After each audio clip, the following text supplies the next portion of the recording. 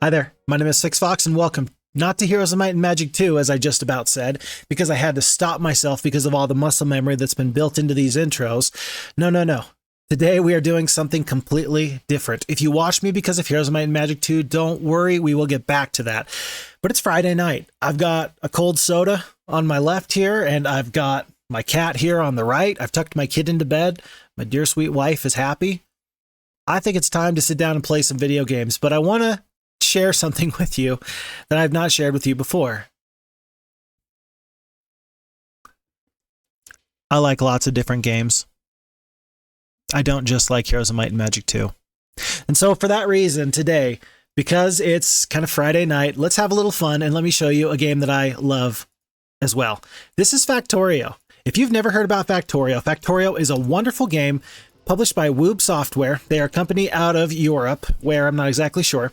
And it is one of the most polished games I have personally ever played in my life. It is a factory, base building simulation type of game.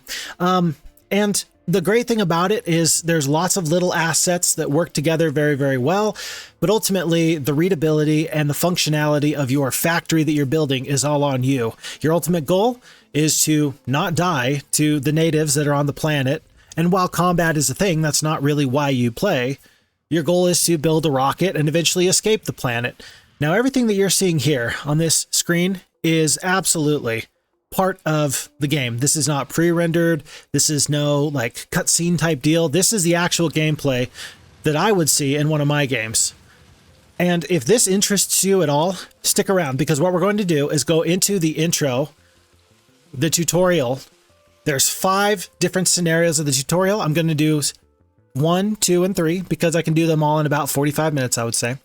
And then if there's some interest in this, we may come back and may do a little bit more Factorio. We may end up completing the rest of the tutorial. So as it stands, let's go to single player. Let's go to new game, tutorial, and start on level 1 titled Crash.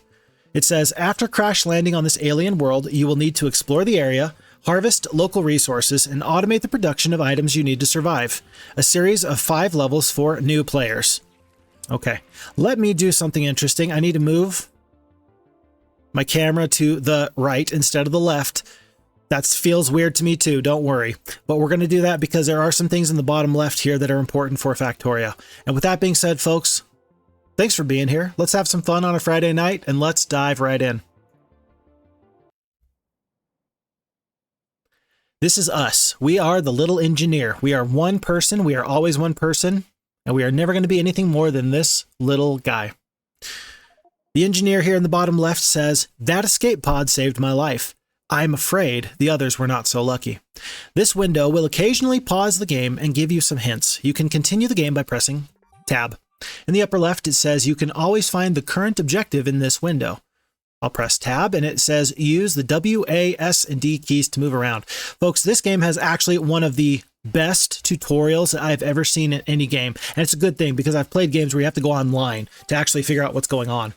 The engineer says, I wonder if I could use something from that escape pod. The objective is check to see if there's something useful in the escape pod, move close, and press left click to open it. So I'm just going to mouse over, left click, and then I have this cute little interface that opens up here. The objective is move the iron gear wheels from the escape pod into your inventory. So when I left click on anything that I can click on, not this tree, not the rocks on the ground, not this just spaceship wreck debris, but this actual escape pod has its own little inventory. On the left is my inventory. That's where my character's going to put his belongings and objects. And on the right is the inventory for whatever I'm interacting with, or whatever interface for whatever machine I am dealing with at the time.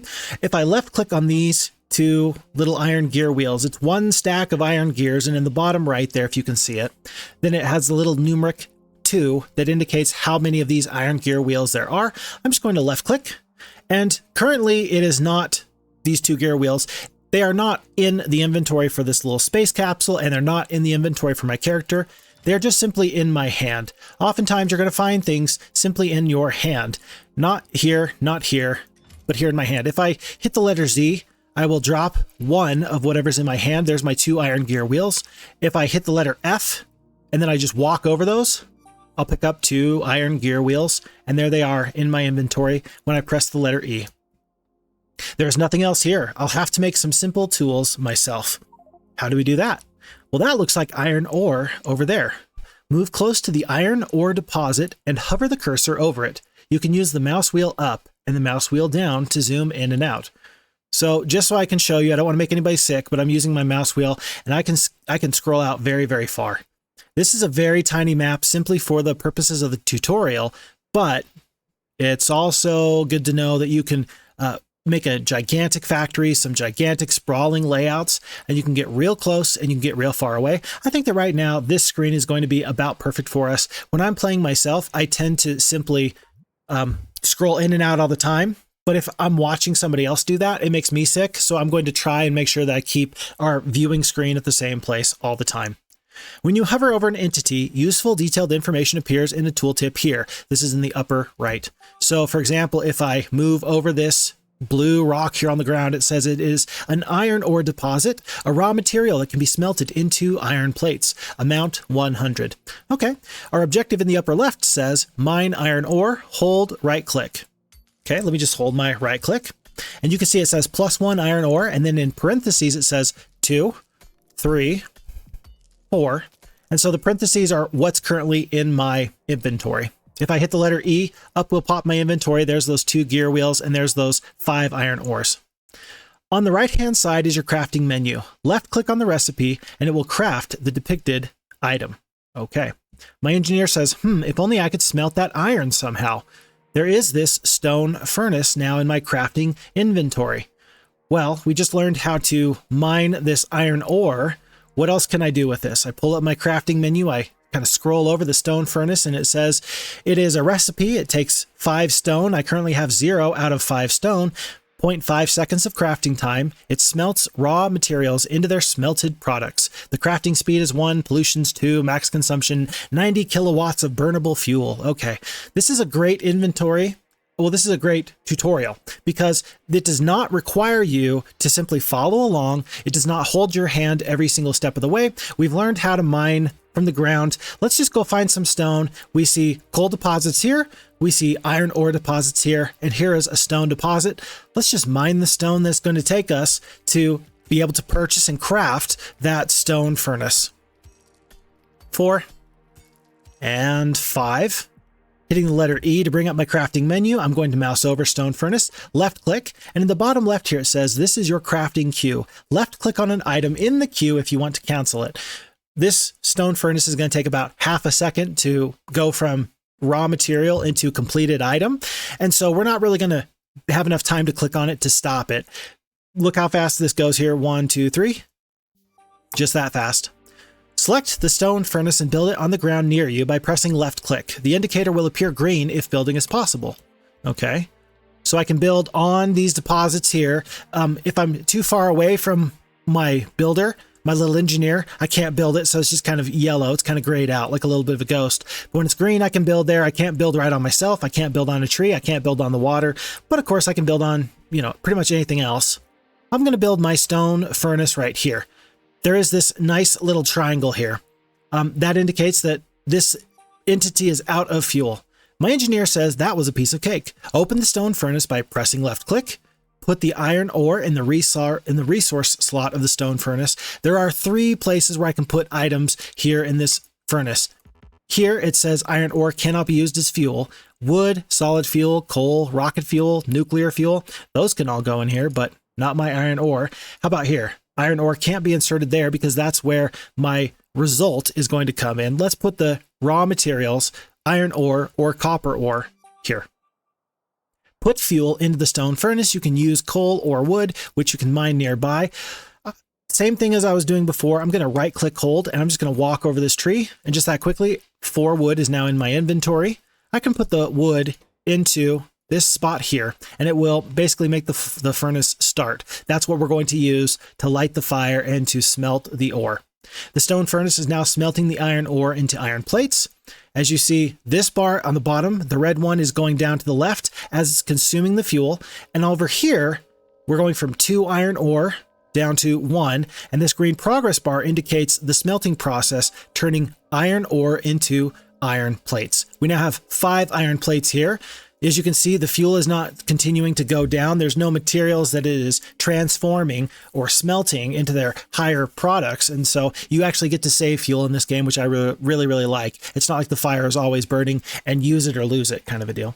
So I'm going to left click, take the iron plates and put them into my inventory here. And the new objective is craft a burner miner drill. Okay, so let's go back to our crafting inventory and we see some new things that popped up here. So let's mouse over this burner mining drill. 3 iron plates, 3 iron gear wheels, and 1 stone furnace. Very interesting. So once again, this game is not going to hold your hand. Let's go get ourselves some stone. And as we do that, if we had some other resources that we were trying to smelt, we could also do that. But at this point, you start off this game being absolutely a peon. You are hand doing everything. You're making everything by hand. You are mining everything by hand. And trust me, it's not always going to be this way. Right now is kind of the fun, cutesy survival mode kind of a deal. But this only teaches you that this is how things can be done. And later on, what you're going to get addicted to, what's really going to light your fire, is being able to automate all these different processes like you would find in a factory. We now can mouse over this burner miner drill, and it says it's going to be able to kind of complete it for us. It's in yellow. There's nothing in red. It's not saying, oh, you are missing stone. But notice that we have 2 iron gear wheels here in our inventory, and it requires 3 iron gear wheels. It will automatically craft intermediate items for me if I have the raw materials to make whatever I'm trying to get. So if I left click, it'll see it took the 5 stone and made it into 1 smelter, and it took 3 of those plates and turned them into 1 extra iron gear wheel. The objective is add the burner miner drill to the quick bar at the bottom of the screen using left click. I'm going to do something just for your sake. I'm going to go to my settings, of which there are many. I'm going to go to my interface, and I'm going to bring my total number of active quick bars down to 1. This is what I would recommend for somebody who's brand new. I think it usually starts off with 2. I'm going to put it at 1 for now. Later I will use all 4, but for now, let's just use 1.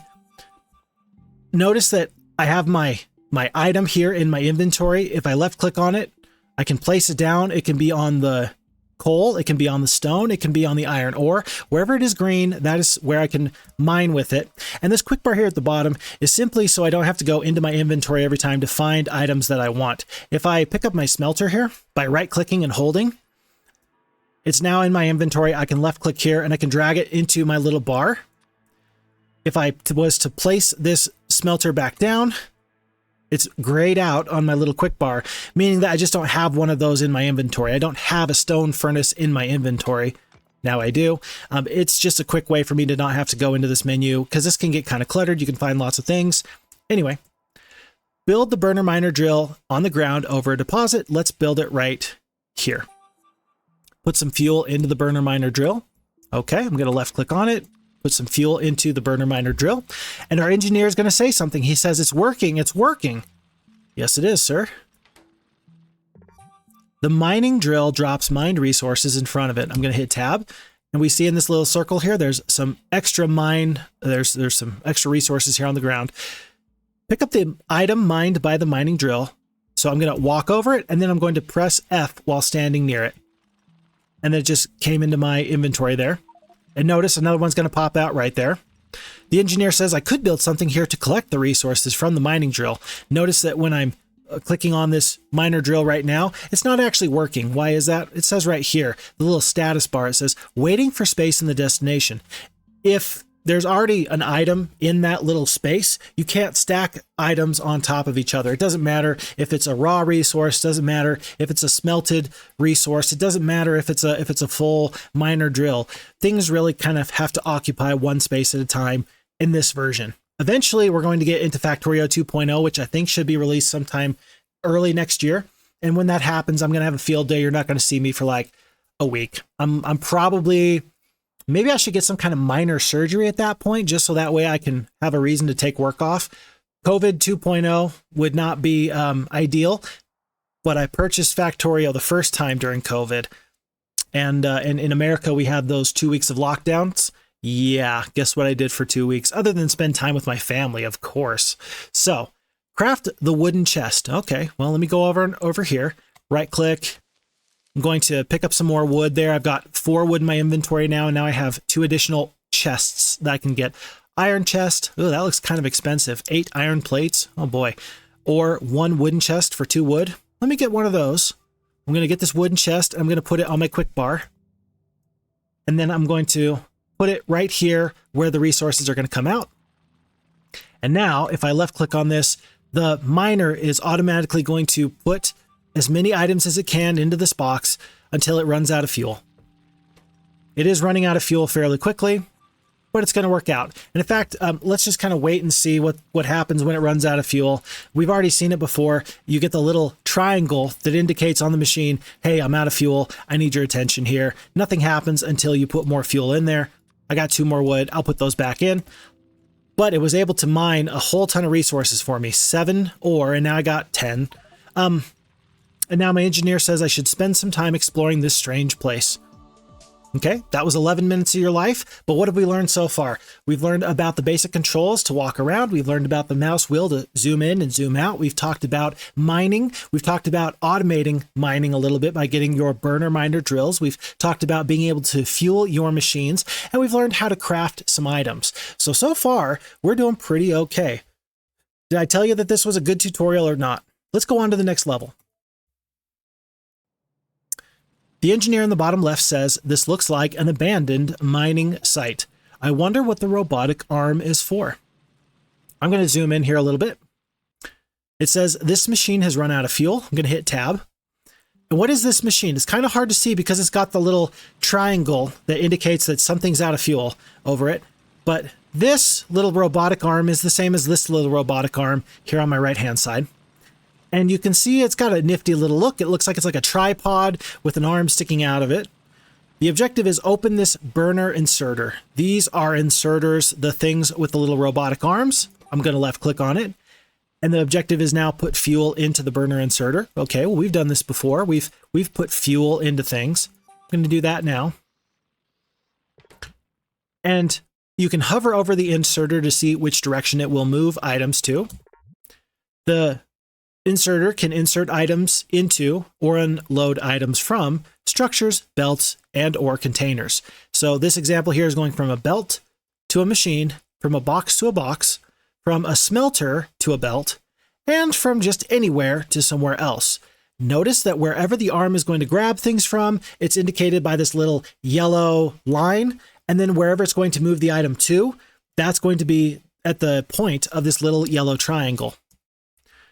So if I mouse over this inserter here, we can see it where it says the left line, the yellow line is on the left-hand side. It'll be bringing items from here over to the belt because the triangle is on the right-hand side.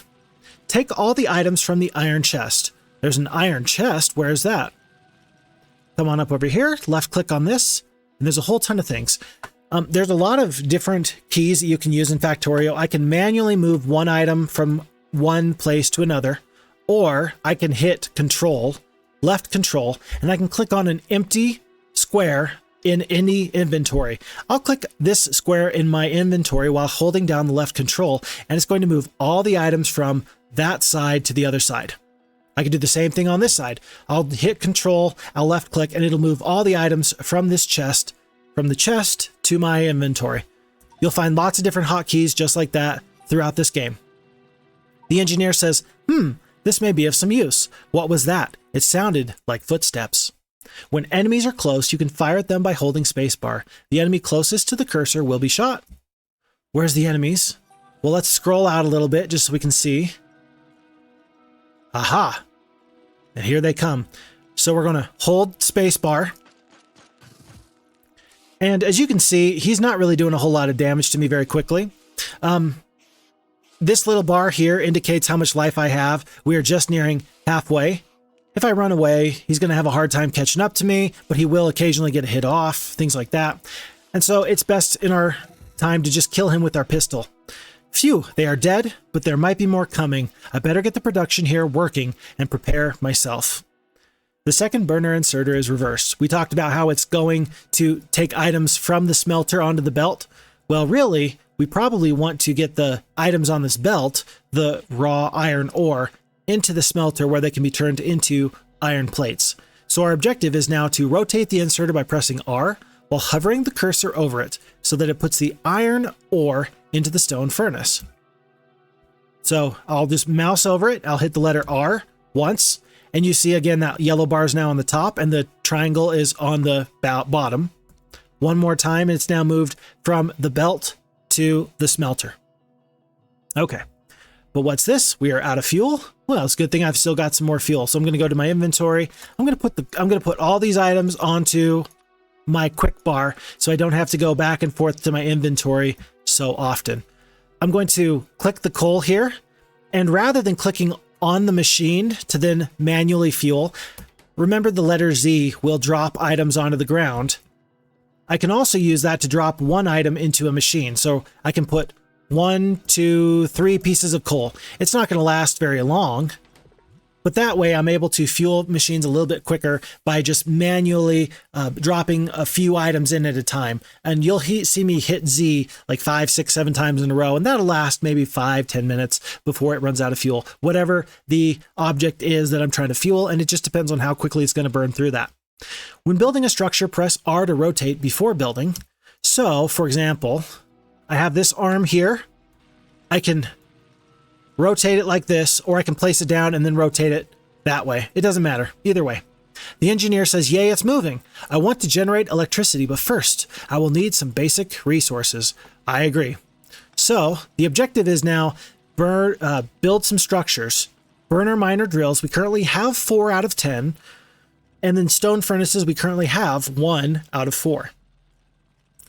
So all of our things are not really working optimally, but there's a nice way to see what else is going on. And to this point, if you've been a longtime Factorio player, you are screaming at me. Why are you screaming at me? You're saying, press Alt. This is the way we're going to play Factorio from here on out.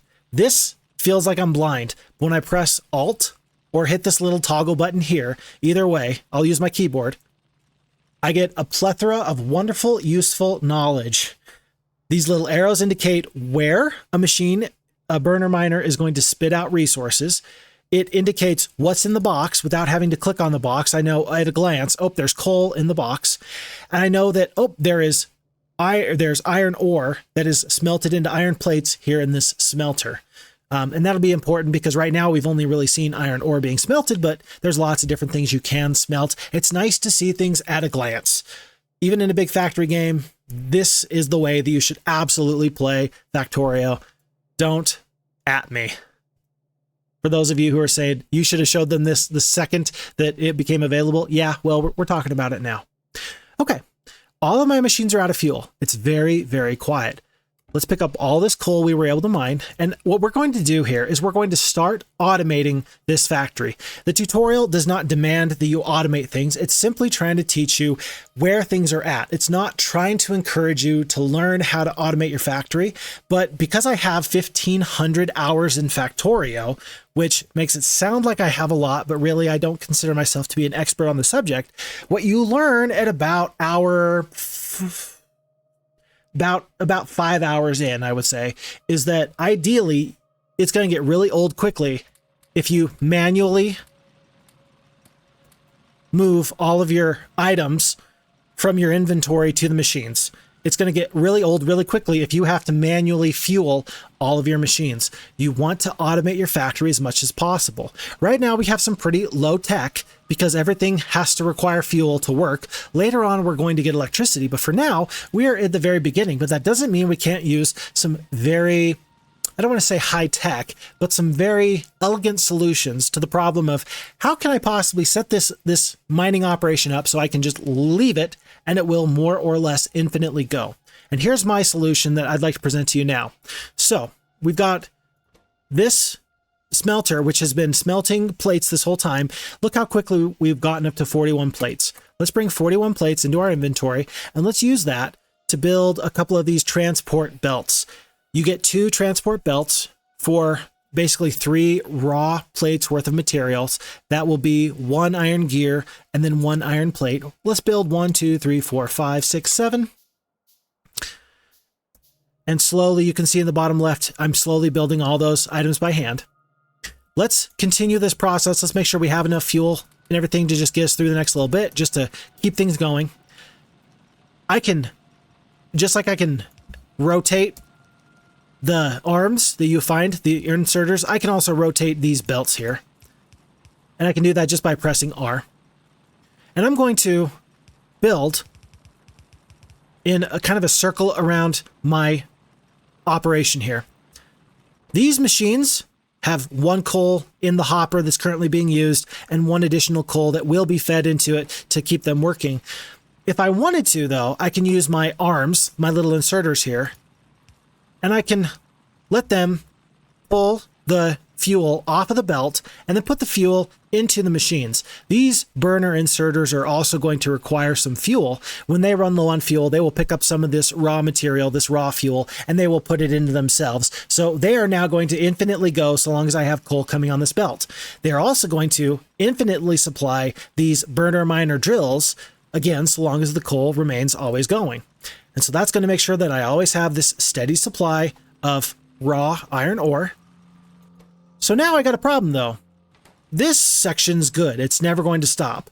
Okay, well, what about this arm? This arm is pretty soon going to run out of this fuel. When this red bar hits the bottom, what do? Well, that's a problem. Let's go back up here. Let's first just get 28 iron plates. I just held control in the same way that I can go to a box and I can left control and click here to move items back and forth very quickly. I can do a little bit of a quick thing. Rather than go into my building here and pick up 5 iron plates, 6 iron plates, I can just mouse over it, hit left control and left click, and it will pick up whatever items have just been smelted in there, just for quickness. And with that, I'm going to purchase a couple more of these belts. Remember, I get 2 at a time. And I'm going to use my quick bar here to get the transport belts. I'm going to move these items, these raw coal. The raw coal is going to go on these belts and go this way. Alrighty. And when I do that, I've got a really nice thing here where I can take the coal off of the belt, feed it into this arm, and then this arm will indefinitely feed this arm. And so now this arm is never going to run out of fuel, these arms are never going to run out of fuel, and these miners are never going to run out of fuel. Assuming that I'm able to keep some fuel in there. But what about this? Well, let's do another arm. And now this is going to be fueled forever, and that will eventually fuel this forever. And then with what I have left, how about I complete the loop so that way my buildings here are never going to run out of the coal that they have produced. It may seem a little strange, but for every 1 unit of coal that it takes to keep the burner miner operating, it's able to mine much more resources. And so it's not a 1-to-1. 1 piece of coal makes the burner go for 1 piece. I'll have to double check and find out exactly how much coal you can get out of 1 unit of coal to keep things going. But now what we've essentially set up is this nice little factory loop where the coal gets mined here. It goes on the belt. It will mine the miner drills here. It will mine the arm here that transfers the raw resources into the smelter. And then the smelter itself is always going to have enough resources. And then with whatever's left, that gets to the very end there. And now my miners are never going to run up. I can tell you that, as you can slowly see here, eventually this belt should eventually fill up. It's going to take quite some time, but we are currently consuming coal at a slower rate, than we are producing it. I can go up here to this upper right here, and there is this tab that is the second from the left, and it says production statistics. I can also hit the letter P as a hotkey, but I'm just going to click it now. And it's going to bring up a whole ton of things that we can view. I'm going to put everything into 1 minute. 5 seconds doesn't give me too good of a view. But you can see that we are producing currently 30 coal per minute, and we are consuming 11 coal per minute.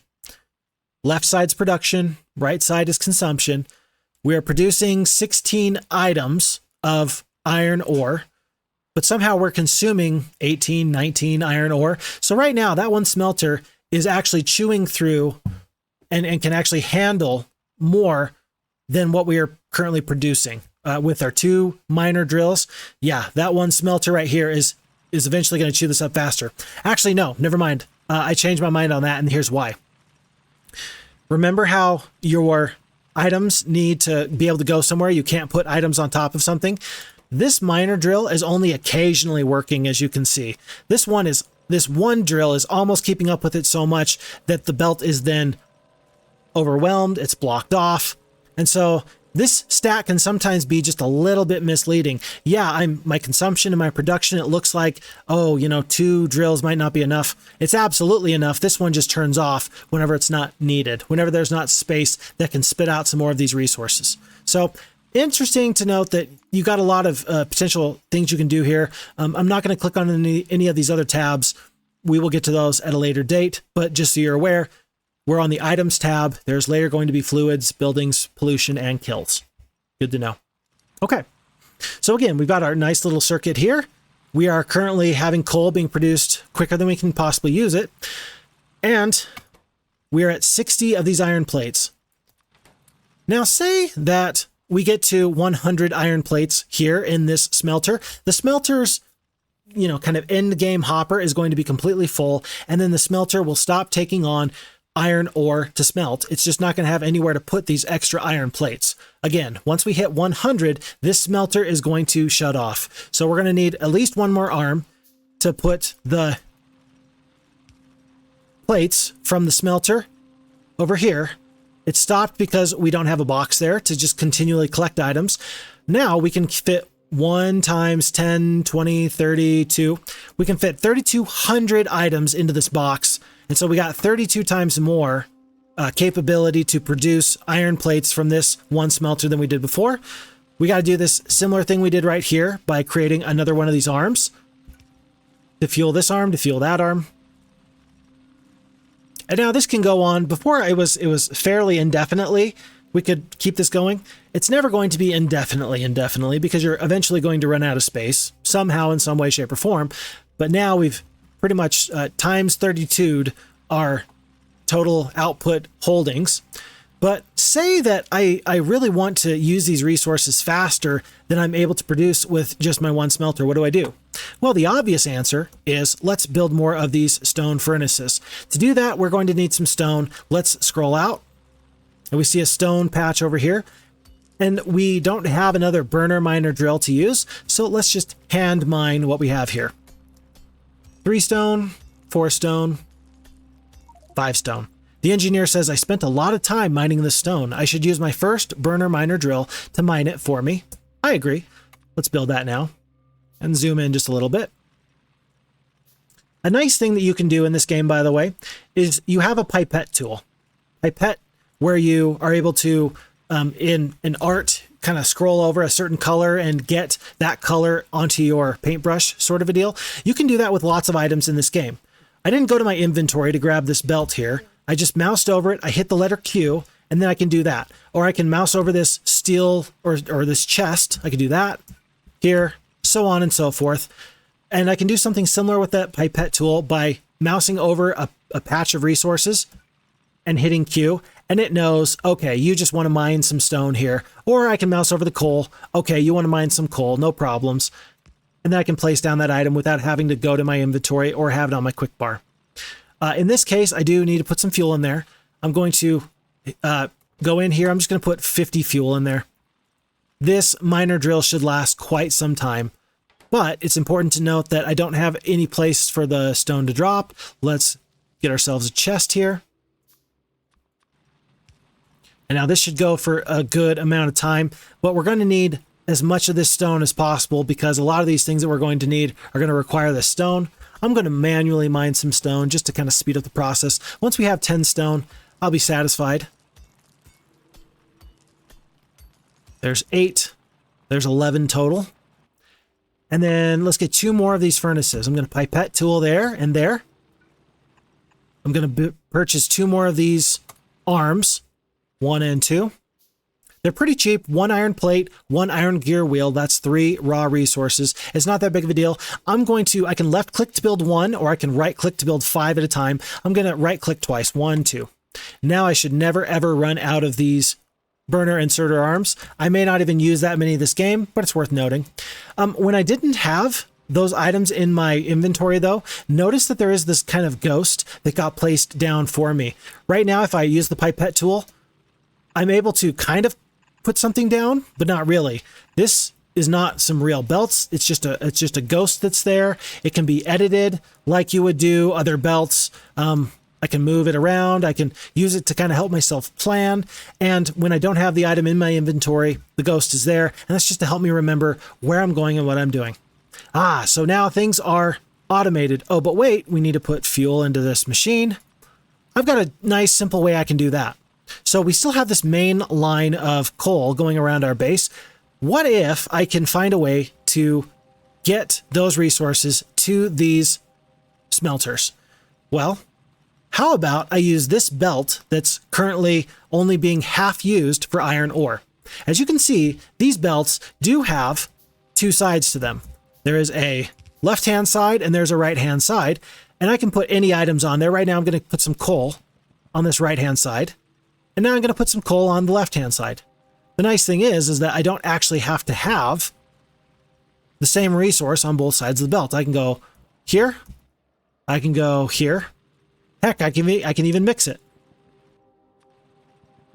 Generally, we like to avoid mixed belts because that can make it very, very hard in production in a factory building game to keep all your lines straight. And it can cause some jam ups in the future if you're using one material more than the other one. And then all of a sudden, when you're trying to pick it up, there's only this iron ore because you've used all of your coal. And then your machines stop because you have lots of iron ore here on the end of the belt, but no coal anywhere nearby. But we can use this theory, we can use this new idea of having two sides of the belt. Maybe we should just bring some of this coal off this outer belt and put it on this belt here. Well, if I do that right here, we're going to run into a problem.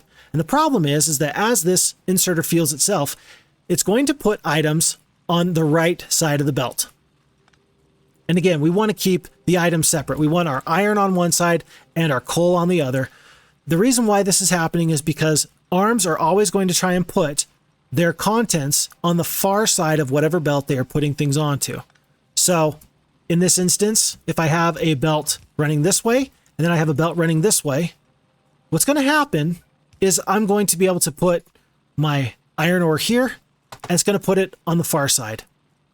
If I want to put it on the near side, I'm going to have to do something something interesting. Maybe I do like this, and then like this, to where I'm able to have the iron ore be put on the belt here that will then feed into the opposite side from what I wanted to. So we've used this kind of technique to move the iron ore from one side of the belt to the other. Let's do something similar here. And what we're going to do is click here. And if we click here, these belts are going to conjoin. And it's going to be a little bit interesting. It's just one long belt now. That's fine. If I didn't want it to be one long belt, if I wanted it to be kind of like a T-junction intersection, I can always make that happen. I just have to edit my belt in a little bit of a nifty way. But now what I've done is these arms here in the middle are able to pick up coal, and they're able to pick up iron ore. So now these machines are filled and producing these iron plates. These arms are going to be fueled. Everything's looking to be just fine. And we can do the same thing that we were doing right here with these belts, with these arms here in the center. And I'm going to, let's see, I guess I can't build these steel chests. I just picked up one because there was one on the map and I just reused it. Let me just get a couple more of these boxes. And now we have no problems, right? Wait for it. Now we're out of fuel. We can absolutely do something similar that we've done before, where we just have to find a way to get this belt in here. And now you start to see that the logistical problems are really where the fun in the game is. How can I make this factory work? How would you solve this problem at this point? We've looked at a couple of different methods we can use for getting coal where we need to get it. How would you make this happen? The choice is yours. I could see us doing something where we have, you know, these ghosts. These ghosts are just going to indicate what we could do at some point. We could have something where we've got belts here, and I don't know, maybe we have some arms here that just pull some more coal off the line, and then we fuel things up. For now, let's just do that because sure, why not? This is a very inelegant solution to a problem, but it's a permanent solution. again, when we're talking about, making things work basically forever, yeah, this is pretty much going to work forever. I understand eventually these boxes are going to fill up, and once they do, production will stop, but that is a long ways away from happening. Otherwise, we are getting everything we need where it's got to go without any problems. Now, let's take a look here and troubleshoot. What's the problem now? I'll give you a second just to look and just see if you can identify what the problem is.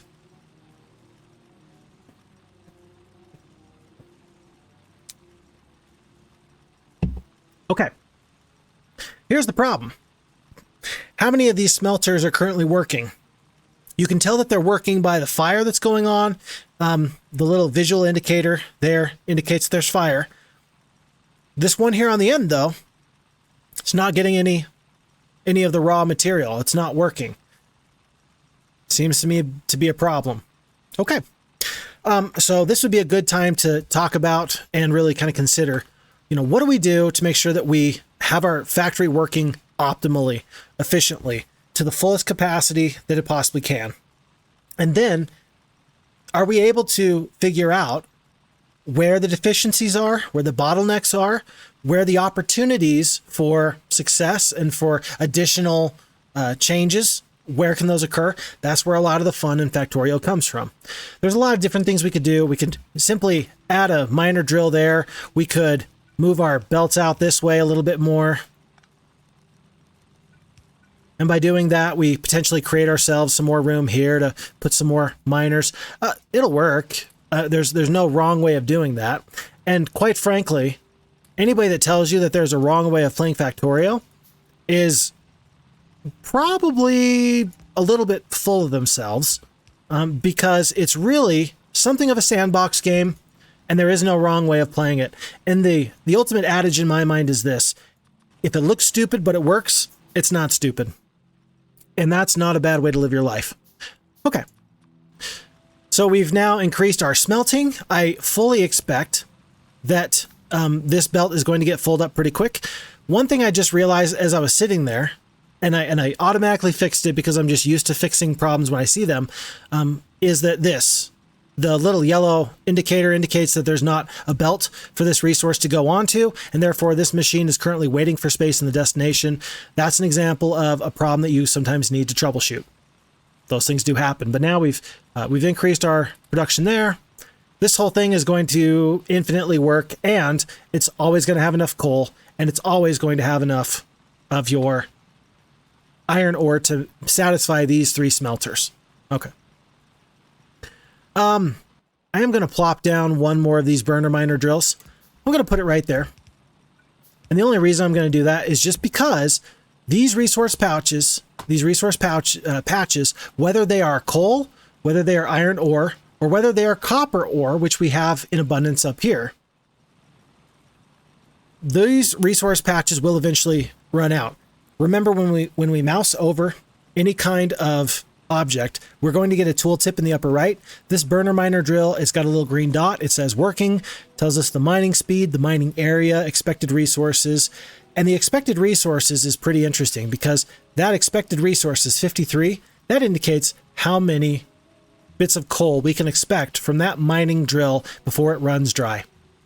So 51, 50. And it's right next to and kind of sharing these patches with this burner miner drill that says it has 196, 195, and this one says it has 138. The more redundancy you have, the less likely you are to run out of resources, and you are going to have to, I could leave this indefinitely. I could leave this forever in theory, with the exception of now, I'm going to eventually run out of these resources, but it's going to take me a little bit of time anyway. So just something to keep track of there. As far as, am I running out of resources? And another way you can potentially troubleshoot some problems. Other than that, we have the need to get a couple more stone furnaces. I can just plop down some more burner miner drills. There's 1, there's 2. Let me just fuel them up real quick. And then it says stone furnaces. 1, 2. 1, 2. Not a problem. The engineer says if I connect it all correctly, I should be able to get the resources needed for electric power soon. I'm going to need a lot of resources if I want to start some serious expansion. I now have a new objective. It says collect in your inventory 150 iron plates, 50 copper plates and 75 coal. Okay, well, I've already got all the iron ore I need. I can probably get plenty of coal in this little setup that we've generated here. We do have this other resource here. This is the copper plate. What I'd like to submit to you at this time is this. There is value in setting up indefinite systems, and then there's value in just getting shit done.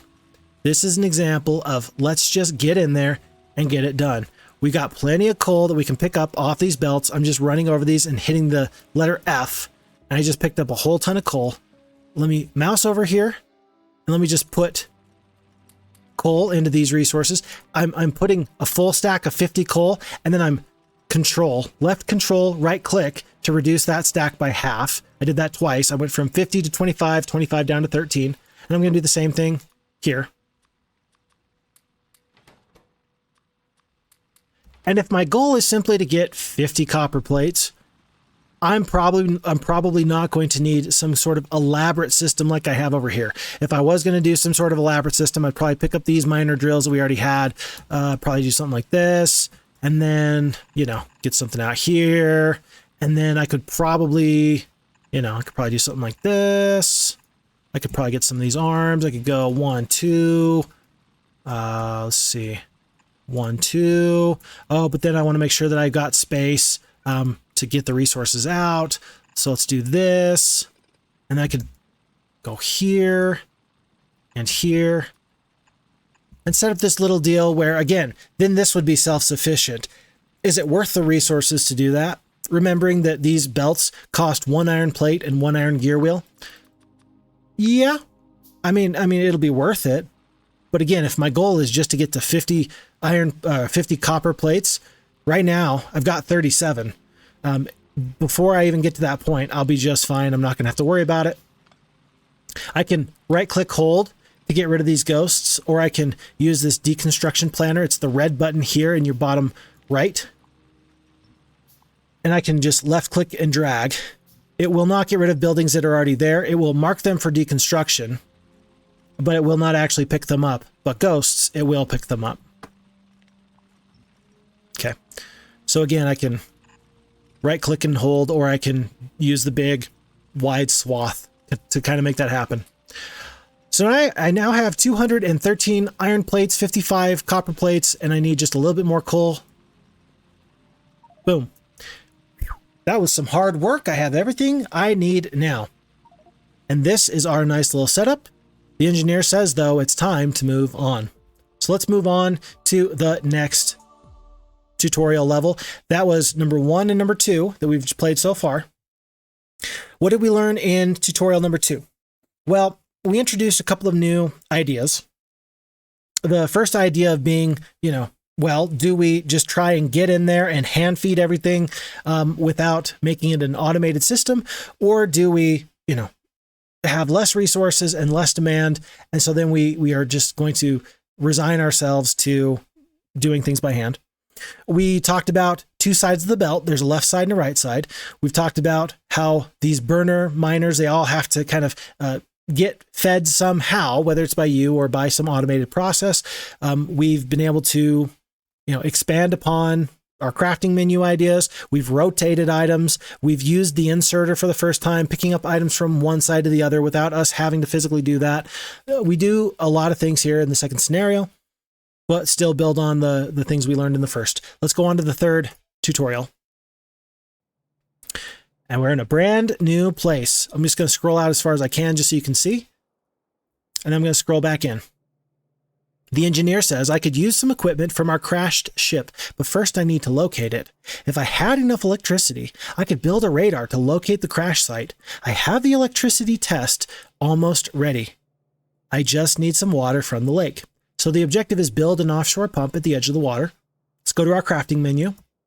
And we have lots of new things. We've already seen wooden chests, belts, inserters. Now we have pipes and underground pipes, boilers, steam engines. We've already seen the burner miner drills. There's now an offshore pump. There's now a stone furnace, iron plates, copper cable is a new thing, as is iron sticks, as is iron gear wheels, electronic circuits. Looks like it's an advanced recipe that takes some iron plates and some copper cables, the pistol, and firearm magazines. So some additional ammunition and then some light armor. Okay, but we need to build an offshore pump at the edge of the water. Okay, that's going to be 1 iron gear wheel, 2 electronic circuits, and 1 pipe. This is going to be an example where in the bottom left here, we're going to be able to see manually crafting those intermediate products: gear wheel, copper, wire, green circuit, pipe, offshore pump. The more intermediate steps that any kind of product has, the more important it's going to be for you to eventually craft those not in your inventory, not craft them by hand, but to set up machines that can do that for you. Before we get to that point, though, we are absolutely going to want to get electricity. I have the offshore pump in my hand. These are all the different places I can actually build it. This here is a boiler. I'm going to put the offshore pump right next to it. But wait, we have a little bit of a weird problem here. Why is everything looking like I'm absolutely blind? It's because we have to hit the Alt key. And that's going to give us a lot of new information. Here, we got this little blue arrow with water. And then here, there's this little back and forth arrow. One's going to the right, one's going to the left with some additional water here. Okay. And then on the boiler, if I put 1 bit of coal in there just to kind of get the needs electricity or needs fuel out of the way, you can see this little icon for steam coming out here out of the top. And out of the blue arrow with the steam, I also see over here a steam indicator with blue left and right there. The objective is now build pipes to get the water from the offshore pump into the boiler. 1, 2, 3, 4, 5. I'm going to do 5 pipes. I'm going to click on the pipes, and pipes can be placed much like a belt would. As you can see, these pipes are all connected now at this point, whereas I can take belts and I can build belts side by side and these will stay separate. I cannot do that with pipes. Pipes that build right next to each other will ultimately connect to each other. You have to have 1 space between pipes for them to kind of run side by side. Otherwise, the game is automatically going to move them together. But as it stands, I'm going to put 1 bit of pipe there.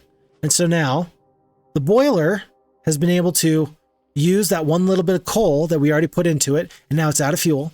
But if I mouse over it, it indicates that the burner, it burns fuel to turn water into steam. It says right now that there is no fuel. It puts out some pollution. It currently has 200 out of 200 units of water, but it consumes water, and it uses the burnable fuel to generate steam. Right now, there is about 133 steam out of 200 possible in this machine. This boiler will turn off if there's no place to put the steam. One place we can put the steam is in the pipe. There's now some steam in the pipe. It looks like these pipes can hold 100 out of 100 steam at the moment. As I put it out there, 66 out of 100 here. That means that there's like, what, 120, 112 units of steam kind of a deal. Anyway, the point I'm trying to get to is that now we are using the pipes to connect this boiler to this steam engine. The steam engine now has what we need there to make it work. It's generating electricity to a certain degree, but let's also get just a little bit more fuel into this boiler. Okay. We are able to get the steam going, and that'll be steam to turn this steam engine to create electronic energy. The engineer says, good, the steam engine is now producing electricity. Connect the electric mining drill to the steam engine using small electric poles. Let's go back to our crafting inventory and some new things have popped up. This electric mining drill, this electric inserter, just known as an inserter, and then small electronic poles. It says I'm going to need some wood. Let's go chop down a tree. Or 2. Or 3. And I can build 1, 2, 3, 4, 5. You get, much like with the belts, you get 2 transport belts out of 1 left click. The same thing here. You get 2 small electronic poles out of 1 left click, out of 1 wood and 2 copper cables. Whoa, are you okay? You okay? Huh. My cat sees ghosts, and the ghost just totally scared my cat. It's okay. It's okay. You're fine. You're fine. Okay. Now we've got a new triangle, as you've probably noticed. We got the, hey, I need fuel indicator. We also have the, hey, I need electricity indicator. If we're going to connect the electric mining steam, or excuse me, if we're going to connect the electric miner drill to the electricity, we're going to use these poles. And you can see that the poles will connect at a certain distance. I can put the poles any length apart, and it will indicate visually, hey, you can go that far before they will not connect. And they're also going to have this little square, as you can see. Any electronic item or any item that needs electricity that is built within that grid, that 5x5 grid, is going to be powered. So like here, poles are connected, we're in the grid, and now this electric mining drill is operational. All right, it's all working. That was a piece of cake. Let's do something where we change our belt up a little bit here. Let's add power to this inserter, this electric inserter. And then let's have one more inserter that will now automatically feed resources from the belt, from the coal, into here. Oh, but wait, there's a problem. As you can see, it's trying to pick up the coal as it goes by, but the arm is not fast enough to get it. If I put it here in the straightaway, though, it won't have any problems. Sometimes it happens where it's just not going to work in that regard. We do have some natives here. As you can see, the natives love us. And they have beaten their way through our little piping here. There's no section of pipe. They destroyed that building. Okay, what does that mean? Well, that means eventually you're going to run out of input fluid.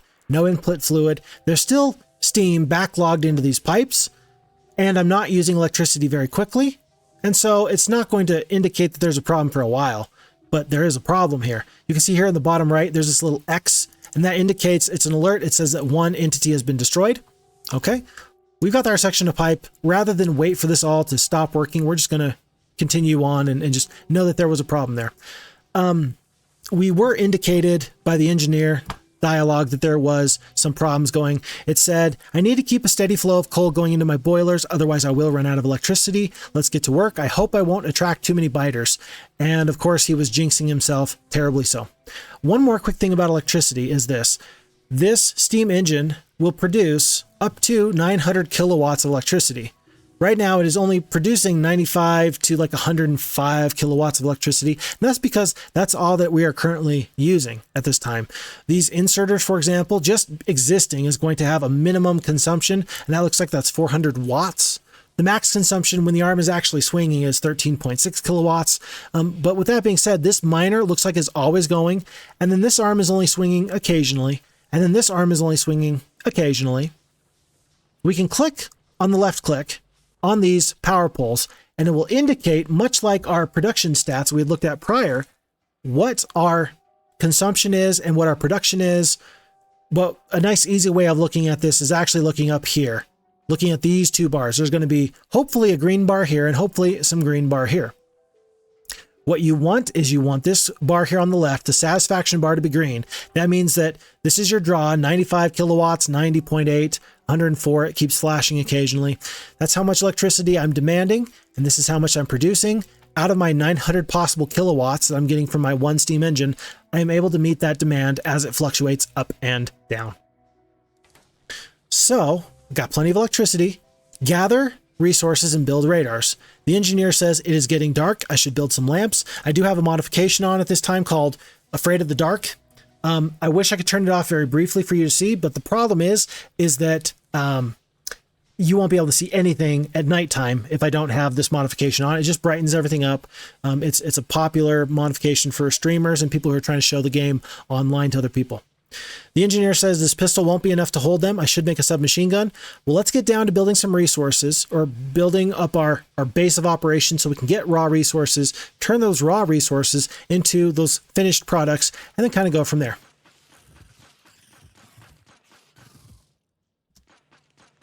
Okay, so what do we have in our inventory? We have 2 electric mining drills. We have 10 stone furnaces. We got some arms. We got some belts. We got lots of things to do. Last time we had built our little kind of coal circle here, our little square that all of our miner drills and all of our things were able to feed in on each other.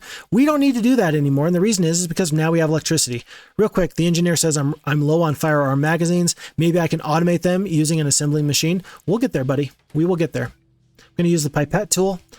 I'm going to drag out some power to this section here. I'm going to hit the Q button over this patch, and I'm going to build my one miner drill.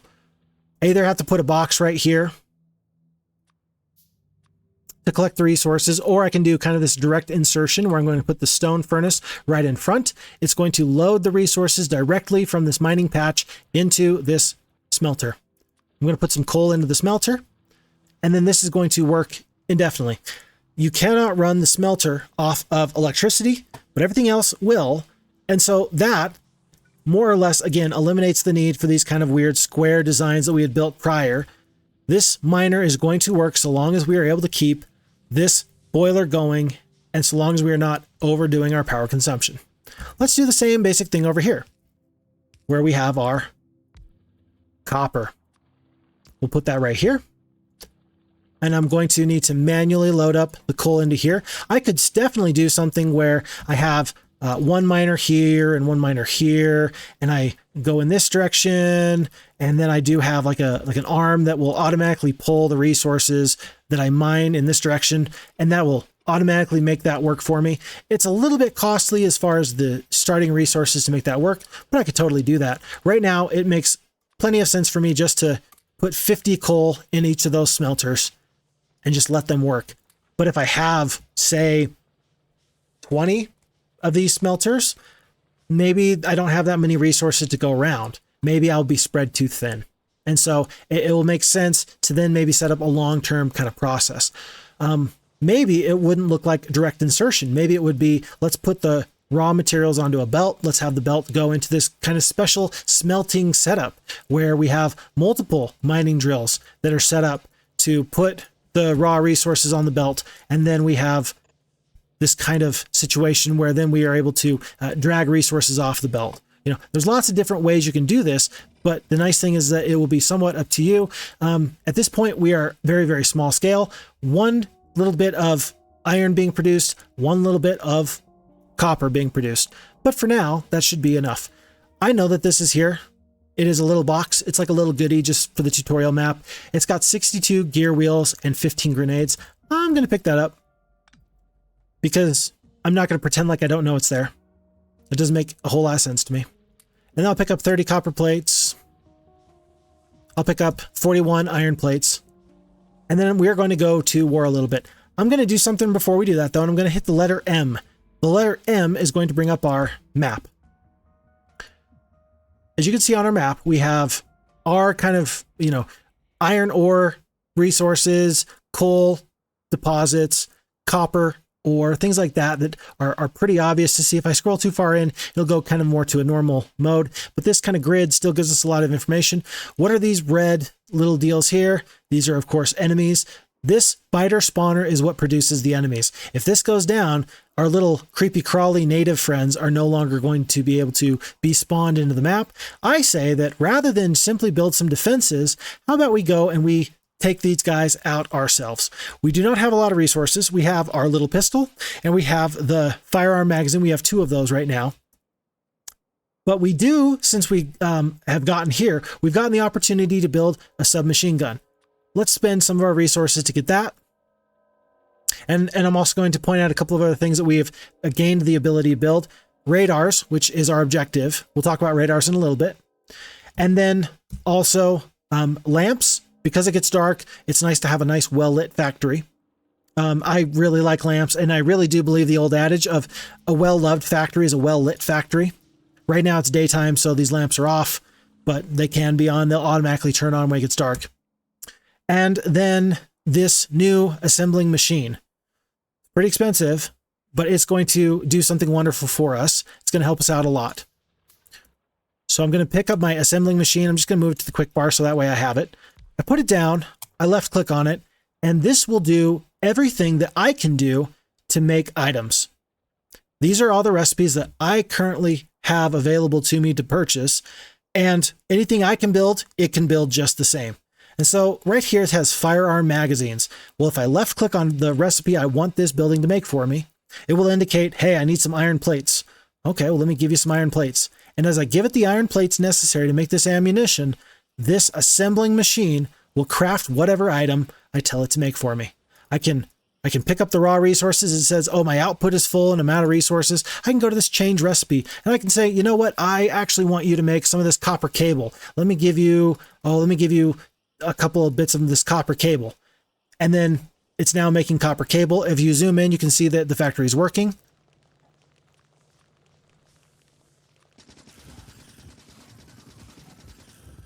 And because the copper cable is working, the little gears were turning. They're not turning at this time. They're turning now. And now there's no problem there.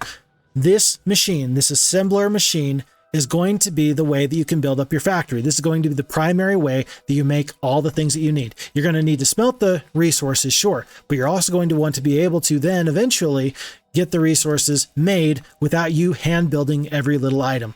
I can pick them up, I can put them down, there's no problems there. One thing I'm going to do is I'm going to say, I still want more firearm magazines. I'm going to take this inserter arm, make sure I have power to it, take my belt, have my belt go to here, have another arm, and now the resources are going to automatically come from this smelter to here, to there. And in the same way that we had previously had the little square box that made it so our machines were all working, we now have a similar situation. We were able to reapply that principle to this level of factory building. And it is so fun. If it seems weird, I'm sorry, but it's so fun to realize, wait, you can do that? Wait, I don't have to babysit every little step of my production. I can have machines do things for me. It's really tremendously wonderful to be able to consider, how can I manipulate my environment to make things go my way?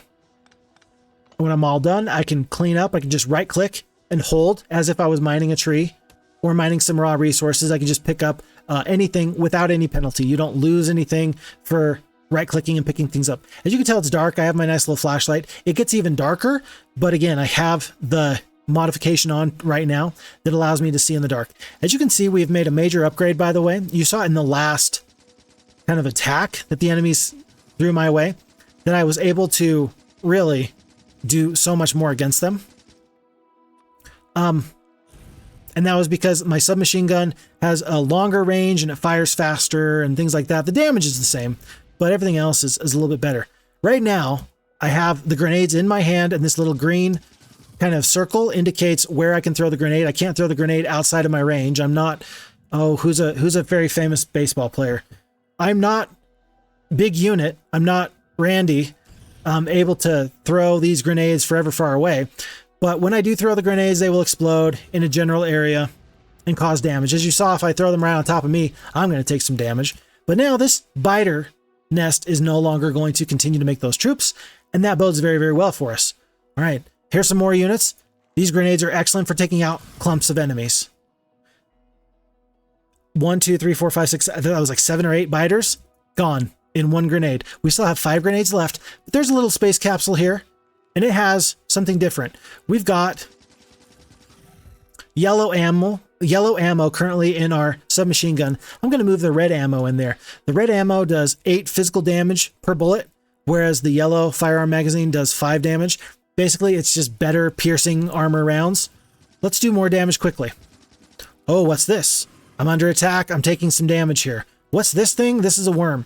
The worms are basically static defenders for these little nests. And as you can see, it's going to continue to spit at me. I can dodge it fairly quickly, fairly easily, but it will leave a little bit of a poison trail on the ground where if I step on the poison trail, I'm going to take some more damage. So because my health is getting so low, I'm going to just avoid the problem. I'm going to shoot any of these biters that come out. Again, I'm just pressing spacebar, and I'm going to shoot whatever's closest. I can't really miss with my ammo. And then we're going to take out that second biter nest. There is a third biter nest here if I hit my map again here in the bottom right, but I'm going to ignore that for now. I just don't really care. Maybe we'll get them in a second, but maybe we'll leave them in. I haven't really decided.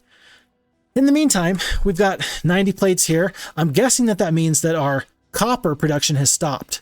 Yes, it has, because there's 100 copper plates in there, and there was nowhere to put the extra plates. Let's get those out of there and resume production. Okay, now what was our goal? Our goal was gather resources and build radars. 1, 2, 3 radars. As you can see, we got to create the electronic circuits, the green circuits. Is there anything I want to build in my nice little assembler here? Maybe some green circuits. Maybe I want to build another assembling machine. And what I'll do with this second assembling machine is I will create the intermediate resources that's necessary to get this green circuit. Green circuits take what? Iron plates and copper cables. Let's just make copper cables here. Let's have a box here and a box here. Oh, and let's do a box there. And what we got is input, input, output, and then just kind of like this little lateral transfer. Let's put all of our copper plates into there. Let's put some iron plates into there. And then when this has enough resources, the green circuits will go out here. And now I'm going to have a lot less difficulty in getting the intermediate products that can otherwise take quite some time to build in my hand. Now, by now, we've absolutely been able to purchase our 3 radars. Let's plop them down one by one and see what the tutorial has to say on the matter.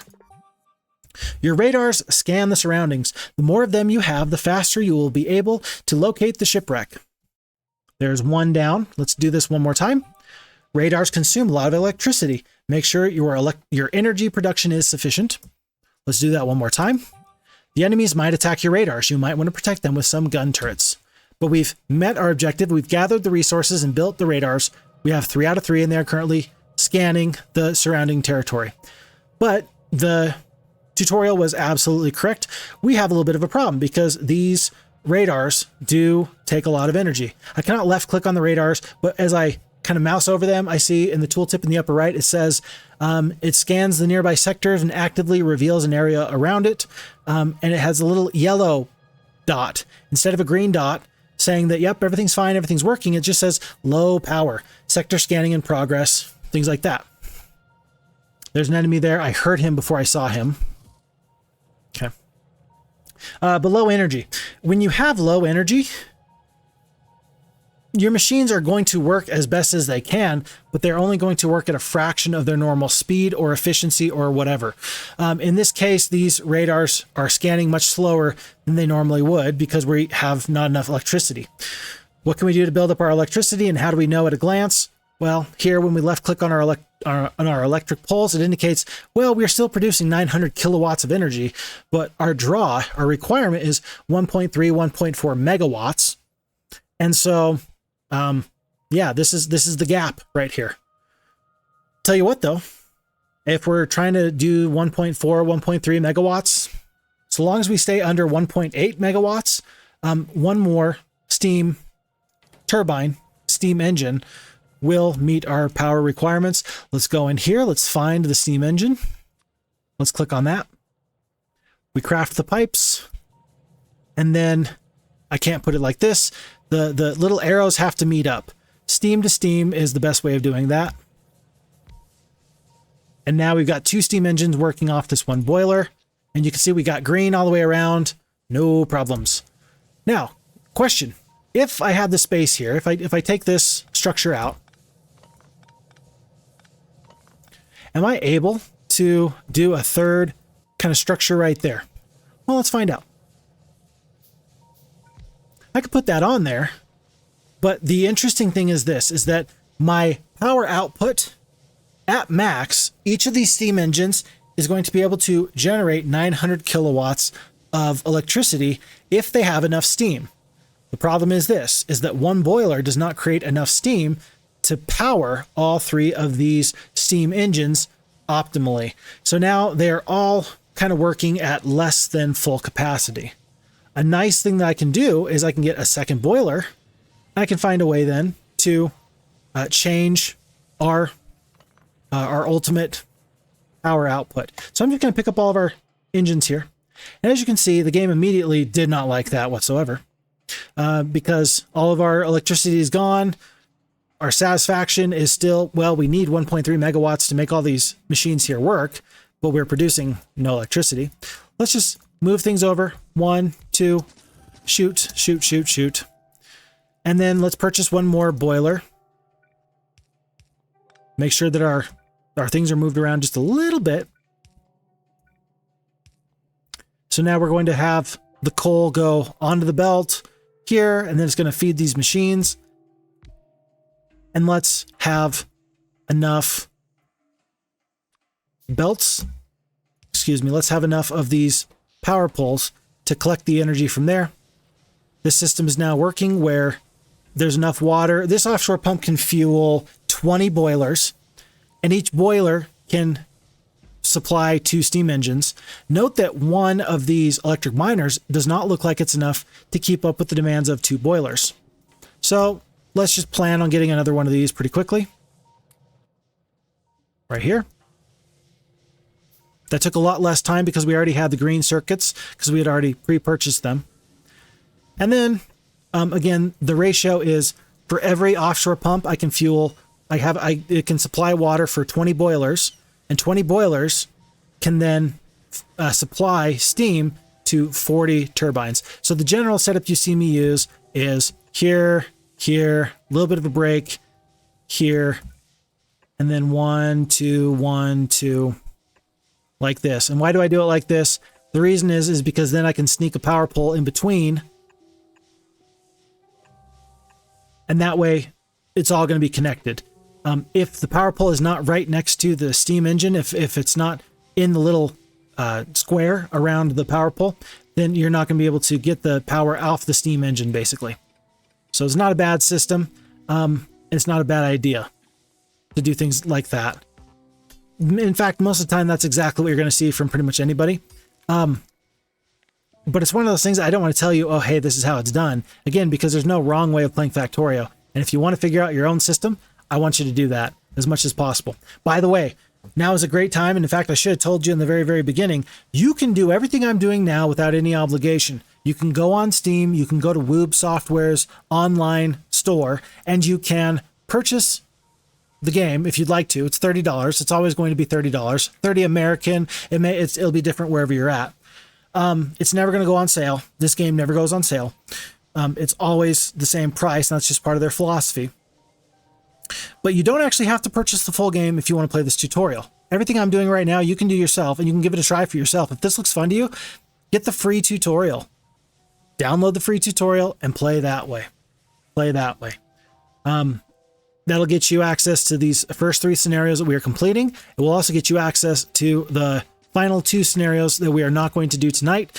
Those are going to be maybe saved for another time. If people think, hey, Factorio is not so bad, maybe again, you only see me for the Heroes of Might and Magic content, and you say to yourself, well, this is also a fun game.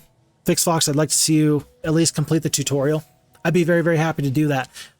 To this point, the 3 scenarios that we've covered, they have encompassed maybe 10% of all the different buildings, assets, and various things that you can do in this game. 10%. The tutorial is giving you about 10%. The 4th and 5th tutorial is going to give you 15 to 20%, and then that leaves 80% of the game left to be played if you want to purchase the full game. I don't know. Factorio is definitely not a game that I would feel comfortable doing long plays on. It's not that type of game. Heroes of Might and Magic, turn-based strategy games with this clear objective of win this map, those make sense in kind of this long play format. I don't know if I would feel comfortable doing that with Factorio, but we could potentially do something. It'd be better if I was doing it on stream, like on Twitch or on YouTube streaming. I just don't have fast enough internet to make that happen. Quite frankly, that's why I upload everything to YouTube. And that's not changing anytime soon. It's just not. I don't plan on it changing. You can use the radars to scan the surrounding territory. You can see this is going pretty slow. This is the same mindset as this. My production for iron and copper plates is going pretty slow. How do I change that? Build more. Build more, increase production, go faster, and so on and so forth, right? Well, let's do the same thing here with these radars. Let's go 1, 2. Let's purchase some more radars, and that's going to make this all go faster at the cost of requiring more power to really draw what's going on. So we went from 3 to 5. It's going to scan faster. One thing I want to show you here is this gun turret. It's an automated defense system. It's really, really nice. Everything in this game kind of makes sense to me, but there's some things that don't. For example, how in the world do I have the technology to make like this automated gun turret? I don't really know. It's got the same little red triangle that says feed me, but if I feed it ammunition, it will automatically target enemies pretty much in a 360-degree circle around this gun turret. So automated defenses, very, very nice. But again, how does that work? I don't know. Doesn't really make any sense. You don't need to hook it up to any electricity or anything like that, but it just works. In the same way that this offshore pump just works without electricity. How does that work? I don't know. It just works. Those are the two times where I really have to suspend my disbelief about this game. Just saying. Okay. Otherwise, folks, we've got 5 grenades left. We've got our 1 gun turret, and we got some enemies. We have scanned 45 out of our 50 sectors before we are going to win this scenario. 46 out of 50. Let's go kill this final base in the bottom right. I'm going to put this turret down.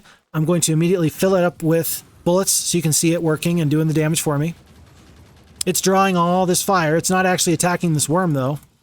It's out of bullets. It's out of bullets.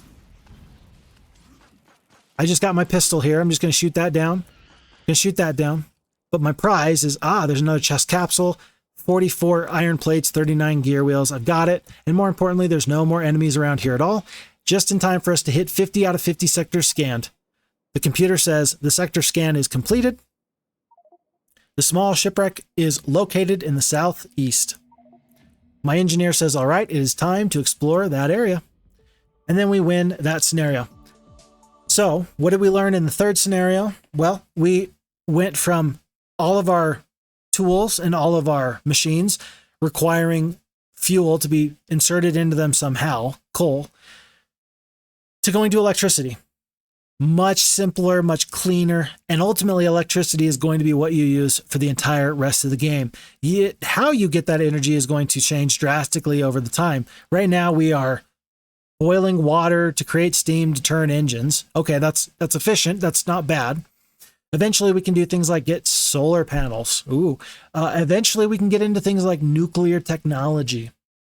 Pretty nifty. So we've learned about the basics, though, of this electric power to power our factory. We've learned a little bit more about the enemies. We specifically got some additional toys to play with, some grenades, some submachine guns, some piercing bullets.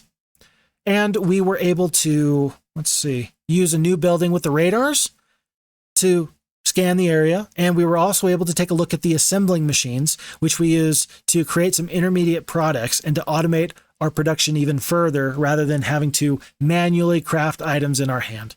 So with just 3 tutorials down, we are doing, we've only used about 10% of the actual game assets. But as far as the gameplay loop, we are fairly caught up to speed. We're probably at the 75% range. And from here on out, it's just figuring out, how do I manipulate these assets?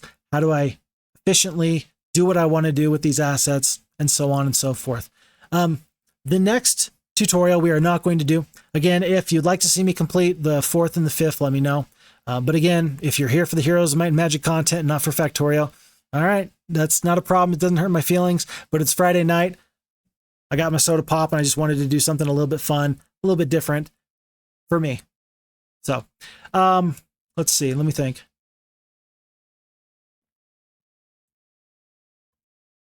If you are familiar with Factorio and you have some input and some things I'm doing totally wrong, I always love to hear that.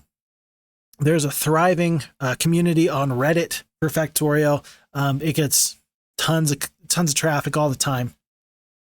And you see some pretty amazing and nifty things that people build on there. If you want to see some real pros at Factorio build, and again, I have 1,500 hours and I do not consider myself a very pro or masterful type builder, I would recommend probably Nilaus, Nilaus. He's probably the person that I would recommend people who are interested in seeing what can be done with Factorio. He's got a very robust amount of videos, both instructional and just kind of fun to follow around with. So I'd recommend you check him out. You could potentially check out the Reddit page for Factorio. And again, if you're interested in what you're seeing here, go on Steam, go to Woob Software's own webpage and just get this tutorial and play it for yourself and have a ton of fun. And again, if you're here for the Heroes, Might, and Magic content, don't worry, we will get back to that very, very quickly. But again, this is Phixfox Gaming, and I sure love a lot of different games. Folks, thanks for being here. Hope you're having yourself a really nice Friday night. Until next time, my name is Phixfox, and I am out.